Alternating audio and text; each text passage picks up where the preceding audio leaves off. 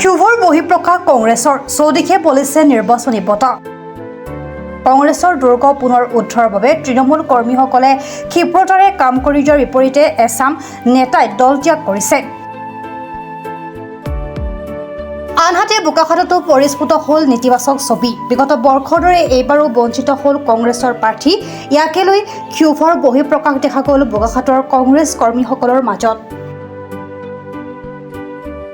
সিদ্ধান্ত এতিয়া হোৱা নাই, হোৱাৰ পিছত কিবা নতুন ৰাজনৈতিক দলত আপোনালোকে যোগদান কৰাৰ কোনো সম্ভাৱনা আছে নেকি?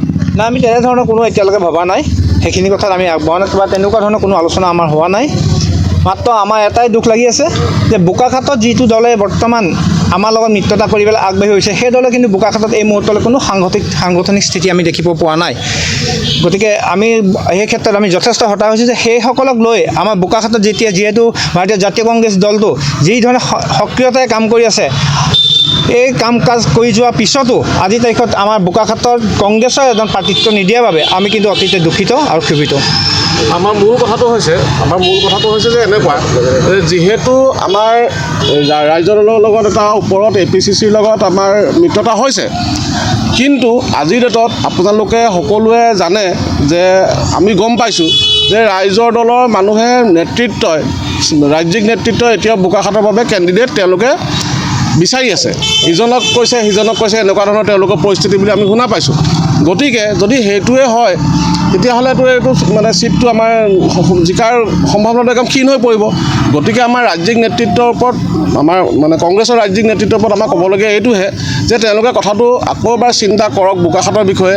যদি আৰু কিবা দ্বিতীয় মানে ছেকেণ্ড থট দিব পৰা যায়, দ্বিতীয় চিন্তা এটা যদি কৰিব পৰা যায়, তেতিয়াহ'লে আমাৰ বোকাখাতৰ সমূহ কৰ্মী আৰু এবাৰ এটা কথা আছিলে যে আমাৰ কংগ্ৰেছৰ যদি হাতৰ চিম্বলটো পালেহেঁতেন, আমি এইটো বাৰে বাৰে আপোনালোকেও উপলব্ধি কৰিছে, আমি উপলব্ধি কৰিছোঁ যে হাতৰ চিনটো পোৱা হ'লে কিন্তু আমাৰ জিকাৰ সম্ভাৱনা 100% আছিলে।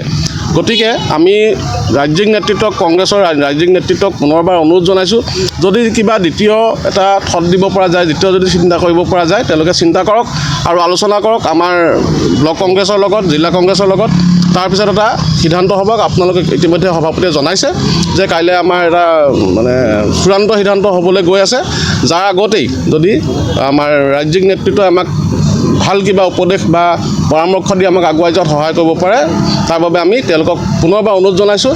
আৰু এইটো কথা মই বাৰম্বাৰ ক'ম, আপোনালোকৰ মাধ্যমেৰে আমাৰ APCC সমূহ বিষয়ববীয়াক জনাইছোঁ যে ৰাইজৰ দলে, আমি যিমান দূৰলৈকে জানো, ৰাইজৰ দলে আজি এই মুহূৰ্তলৈকেও তেওঁলোকে এজন প্ৰাৰ্থী এজন ভাল প্ৰাৰ্থী এজন তেওঁলোকে এতিয়াও বিচাৰি আছে। ৰাইজৰ দলে ইতিমধ্যে ৰতন দাৰ নামটো ঘোষণা কৰিলেও কিন্তু ভিতৰতে আপোনালোকে বেছি জানিব। আপোনালোকে ৰাইজক সুধিব যে তেওঁলোকে এতিয়াও বিভিন্ন জনৰ এতিয়াও আলোচনা কৰি আছে, আৰু সেইটোতে আমাৰ বেছি চিন্তনীয়। এজন মানুহক তেওঁলোকে এবাৰ নামটো তেওঁলোকক দিয়াৰ পিছত, তেওঁলোকে প্ৰাৰ্থী ঘোষণা কৰাৰ পিছত পুনৰবাৰ আকৌ কিয় বিচাৰিছে, মানে তেওঁলোকৰ ইমান দ্বিধাবোধ কিয় আজিৰ ডেটতো? বেছি দিন নাই ইলেকশ্যনলৈ। গতিকে আমি এটা সিদ্ধান্তত উপনীত হ'ব লাগিব। আৰু এবাৰ আমি দেখিছোঁ যে আমি এজন কেবিনেট মিনিষ্টাৰৰ এগেইনষ্টত আমি যুঁজ কৰিবলৈ গৈ আছোঁ। গতিকে আমি শক্তিশালী হ'ব লাগিব, সিমানেই কথা। বোকাখাতৰ পৰা ভূপেন হাজৰিকাৰ ৰিপৰ্ট, প্ৰাত টাইম ডিজিটেল।